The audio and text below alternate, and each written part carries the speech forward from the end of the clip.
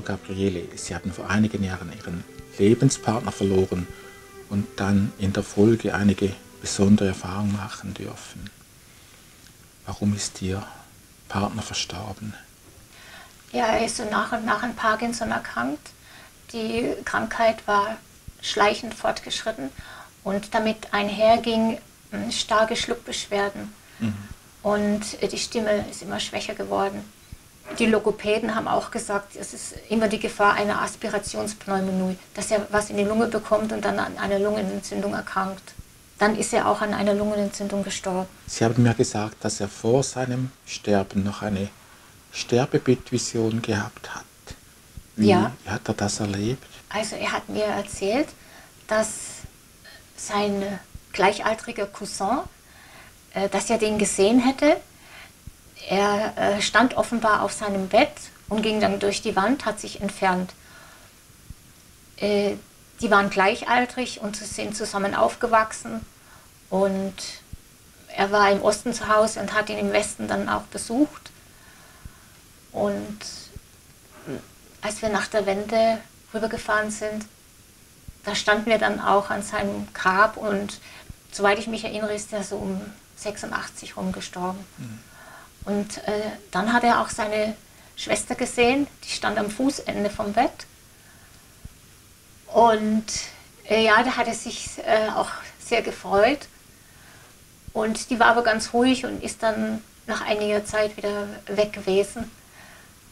Und das Verhältnis zu seiner Schwester war sehr gut. Das waren also wirklich gute Geschwister, die sich immer unterstützt haben. Und er war ja sehr zugetan und war damals auch sehr traurig, als sie gestorben war. Hat er den Cousin und seine Schwester noch etwas näher beschrieben? Wie hat er sie gesehen? Als Menschen sozusagen. Ja, er hat sie richtig wiedererkannt, so habe ich es verstanden. Ja, und dann natürlich auch, so schien es mir, so wie er das gesagt hat, dass bei dem Cousin noch so ein paar so Lausbubenerlebnisse mitgeschwungen haben vielleicht, ja, oder und bei der Schwester, dass er sich halt besonders gefreut hat. Sie haben Ihren Partner nach seinem Tode wieder erleben dürfen. Wie kam es zu diesen Nachtodkontakten? Also der erste Nachtodkontakt war einen Tag nach seinem Tod. Da bin ich mit dem Fahrrad gefahren, wo wir öfter am Fußweg entlang gegangen sind. Und da habe ich ihn auf einmal husten gehört. Und das Husten, das hat so geklungen, als ob es aus einer Halle rauskommt. Und dann wusste ich natürlich, er ist obduziert worden. Aber mir war nicht ganz klar, was die obduzieren. Ich dachte, die Lunge oder an den Hals hatte ich in dem Moment gar nicht gedacht. Und ja, und dann habe ich aber gesehen, als er im Sarg lag, dass tatsächlich da so ein Mullverband war hier.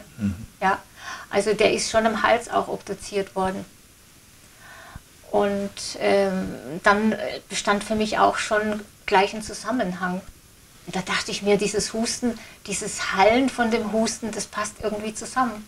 Und ich habe ihm halt gedacht, ich dachte, Mensch, der ist jetzt so in dieser Situation, in dieser Halle und dann dachte ich vielleicht, wenn er sich umsieht, dass er vielleicht ein paar nette Wesen sieht oder sowas.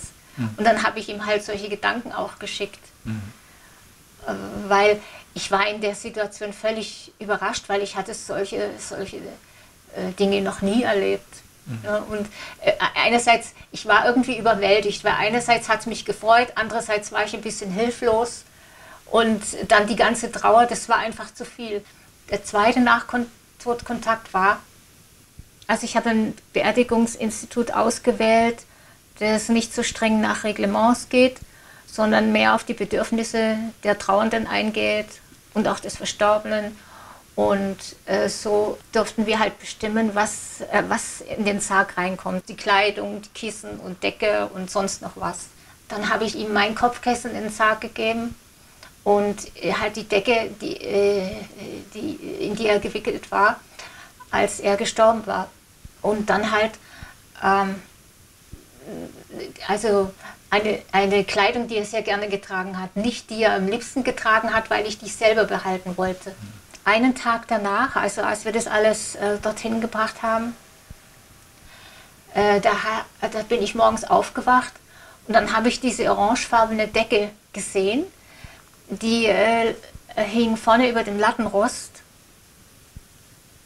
Das war genau dieselbe Decke, die war orangefarben und wenn man die zusammenlegt, auch dieselbe Größe, bloß diese Decke war durchsichtig. Da dachte ich auch erst, ich sehe nicht richtig. Dachte ich, habe immer die Augen wieder auf und zu gemacht, aber die hingen eine ganze Weile da. Ich war auch wieder überwältigt. Ja, das war irgendwie noch eins drauf auf das Ganze und ich hatte mich noch nicht so dran gewöhnt und dachte aber im ersten Augenblick, ja, der möchte mich mit dieser Decke zudecken. Das war mein erster Gedanke. Und ja, und dann irgendwann war die Decke weg. Dann die nächsten Begebenheiten, die waren Oktober, November 2008. Da kam mal eine körperliche Erscheinung. Und das war am Abend, ich hatte nur eine Lampe an und habe mich beschäftigt, was vielleicht gelesen, ich weiß nicht mehr genau was. Und dann neben mir war das Bett, also da war das Bett nicht mehr drauf, nur so die Matratze.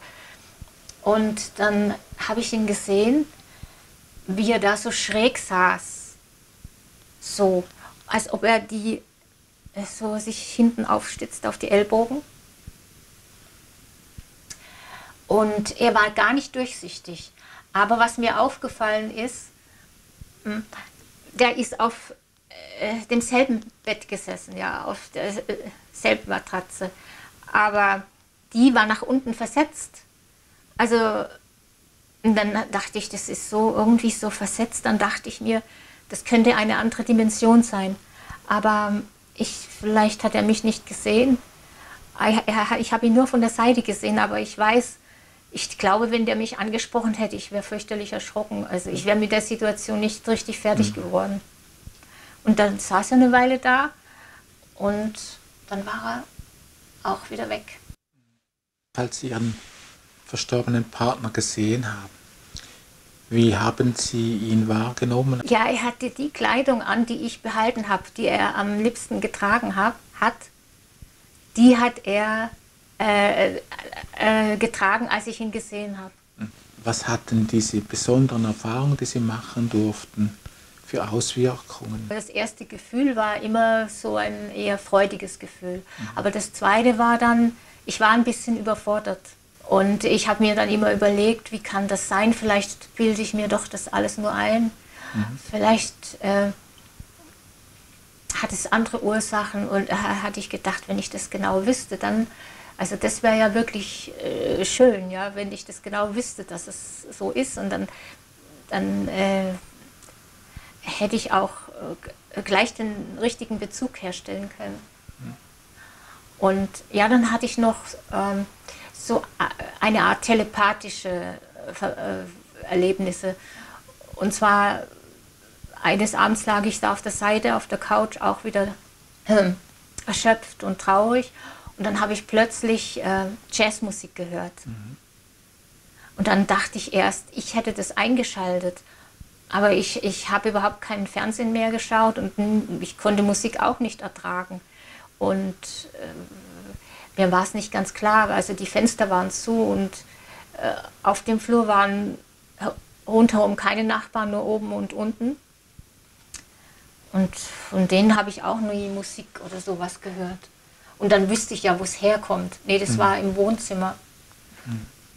Und dann habe ich irgendwie so telepathische Gedanken aufgenommen wie, ja, jetzt machen wir es uns wieder gemütlich wie früher. Und ja, ich will wieder hier sein und so. Und ja, dann dachte ich erst, ja, das ist zu schön, um wahr zu sein. Ja? Dabei wird mir dann halt auch klar, dass das dann nicht mehr so sein wird. Ich kann nicht mehr mit ihm so wie vorher kommunizieren. Was für ein Fazit ziehen Sie aus all diesen Erfahrungen für sich? Diese Nachtodkontakte sind Botschaften aus unserer wahren Heimat. Deshalb kann auch nichts Falsches an ihnen sein. Und ich bin in meiner Hoffnung bestärkt, dass mein Lebensgefährte in seiner ihm eigenen Heimat irgendwo weiterlebt. Ich habe für mich halt es jetzt selber rausgefunden und es war wirklich kein einfacher Weg. Ja. Also ich konnte damals mit überhaupt niemand drüber sprechen, das hätte auch niemand verstanden. Und wenn, dann hätten die vielleicht so reagiert, dass es noch schlimmer für mich gewesen wäre. Frau Gabriele, haben Sie die Hoffnung, dass Sie eines Tages Ihren Partner wieder sehen werden? Man sagt ja immer, die Liebe stirbt nicht. Und wenn ich mich auf die Nachtodkontakte besinne, dann bin ich ganz sicher, dass ich ihn wiedersehe. Herzlichen Dank für das Gespräch. Gerne.